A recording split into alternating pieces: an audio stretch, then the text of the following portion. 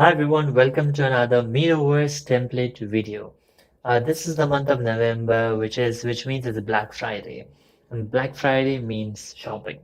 So in today's video, we'll take a look at a word search shopping edition template on Miroverse. Now, the link to this template is in the description below, so do click on it and copy this Miroverse template, Miro template, to your Miro board.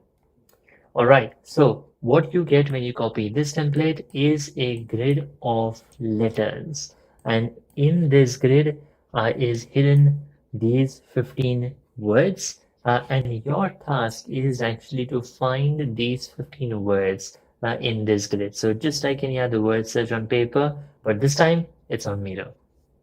So find these words in this grid. You can use the pen tool in Miro to just highlight it, or you can use the shapes to just highlight it, whatever you're convenient with. All right. So for this video, if you find the word play, comment down below that you have found the word play. All right. So let's see how many of you find the word play, Play. Comment down below, like this video, and of course subscribe to this YouTube channel. And thanks for watching, and I'll see you in another video.